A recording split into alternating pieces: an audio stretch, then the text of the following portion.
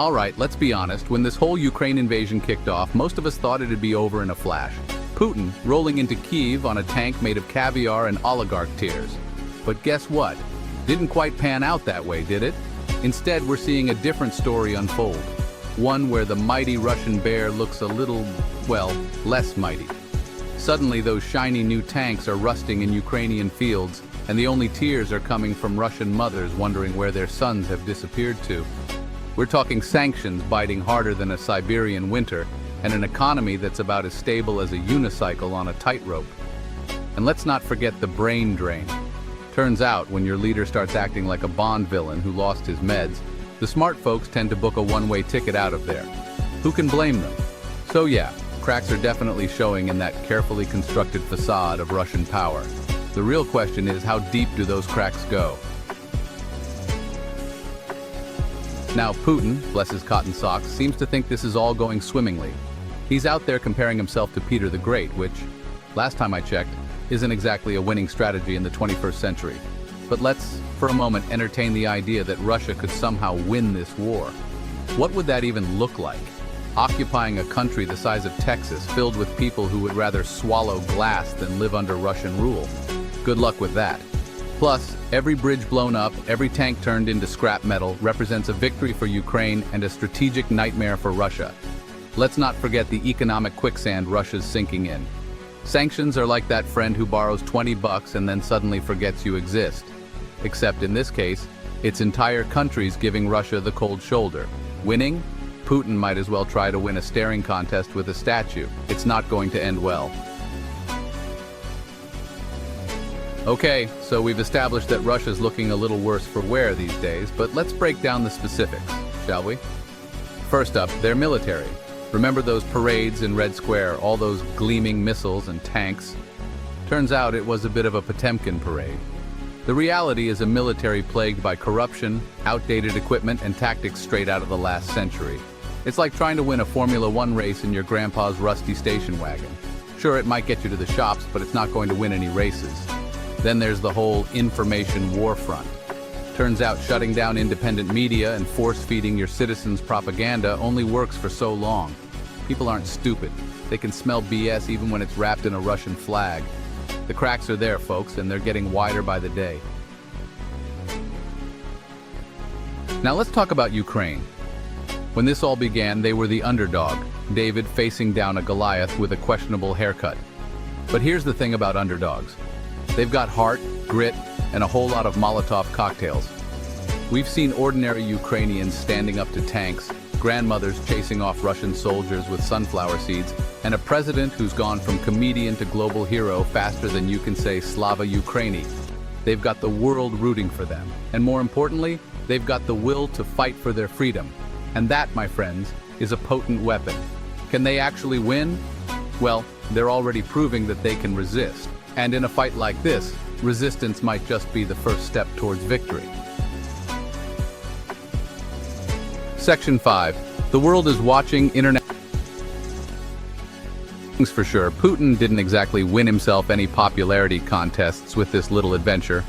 The international community has basically turned into that group chat where everyone's left you on read. Sanctions are hitting Russia harder than a hangover after a night of drinking vodka with your ex. We're talking economic isolation on a level.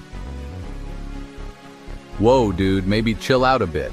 Even countries that were once cozy with Russia, like China, are starting to give Putin the side eye. Turns out no one wants to be friends with the guy who starts a else to help him pay for the damages. The 19th century. You can't just redraw borders with tanks and expect a pat on the back. Section 6. Beyond the battlefield, the global consequences of this war. This whole mess isn't just about Russia and Ukraine, you know.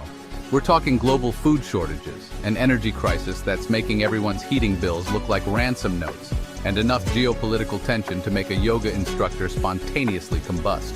The world is feeling the ripple effects of this conflict, and let's be honest, no one signed up for this. It's like going out for a quiet pint and ending up in the middle of a pub brawl started by a guy who looks suspiciously like Rasputin.